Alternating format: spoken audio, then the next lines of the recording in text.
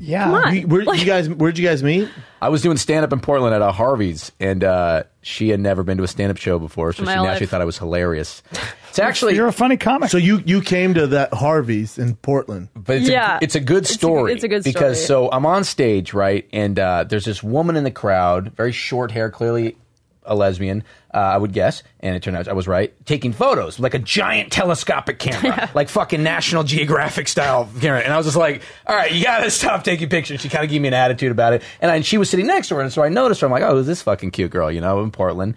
And afterwards, I am schmoozing around, selling my sweet T-shirts, hawking merch, and I see her doing a thing that only a woman could do, and it's not like totally. She didn't come up and approach me. She just lurked, just sort of like stood by. And if you're a guy, a doctor lurking, just creeping around. And then so I ended up going on with her and her friend, who was this lesbian woman, and she had just moved to Portland. And as we're on the three of us out there, I'm like, I'm like, this woman is trying to fuck you. Like, there's no world in which she's not trying to have sex with you. And she was one of these frat boy lesbians. She's showing us pictures on her phone, like, I hooked up with her. It was like, it was weird. She's like aggressive style.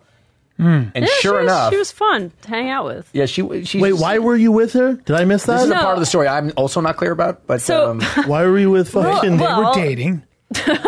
No, we were not dating. But I was new in town and I didn't have a lot of friends. And I met her at an Eclipse party through another friend from New York.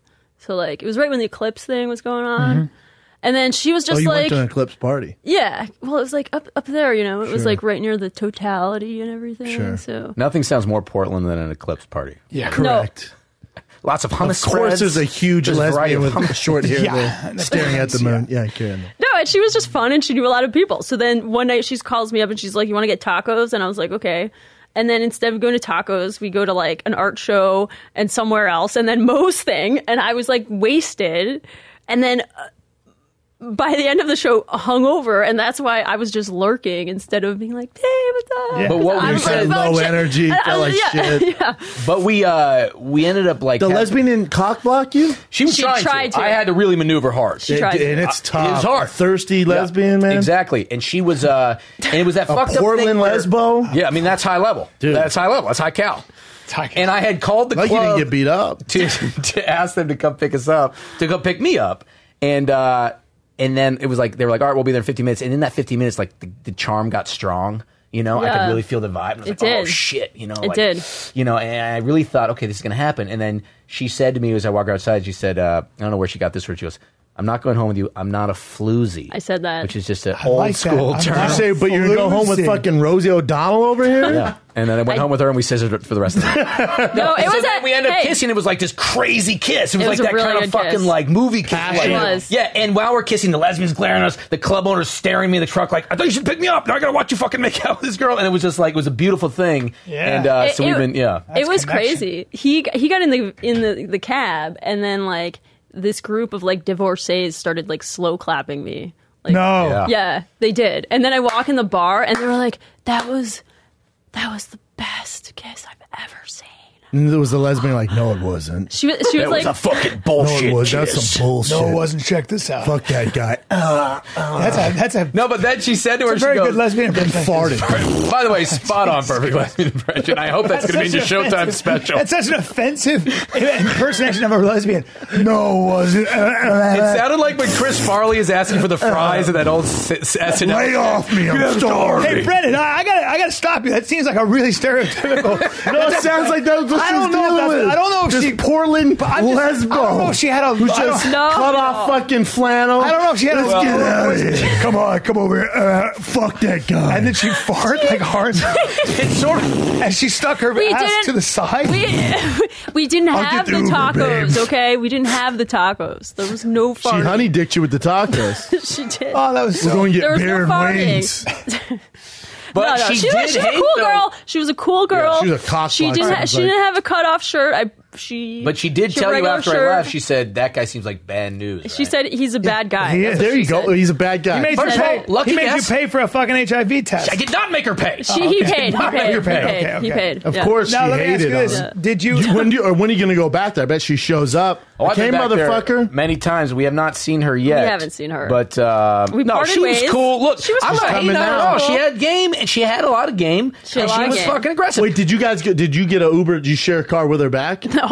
Okay. Lesbian or not lesbian, this is just it's like when she could have been a guy and she could have been a girl, but like I could tell she was doing whatever a guy would have been doing, a girl trying to be the friend, but she's whatever being nice, shade, not realizing he looks like he has herpes. Like with everything, there's a spectrum, right? Yeah. So you have gay women that are more masculine in their approach. You have gay women that are way more feminine in their approach, and everything in between. You know what reminded me of? This is a move every guy's used. I've actually gotten in a fist fight because of this. Seen somebody pull this move on a girlfriend of mine. You know, like when I'm also an incredible fighter and athlete. Well, you and Brian both. I played 1 year of wrestling. That was great. But I played 1 year.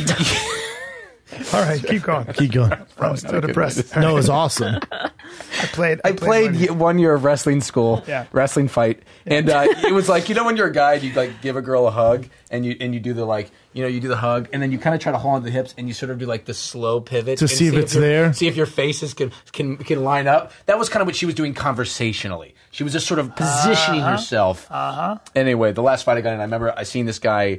But an old girlfriend of mine, they were walking out of this place, and I was like, I just don't like the way that this guy. She's walking him to his car. It was like, you know, a party, and he was a friend. I was like, I just don't like the strut this guy has.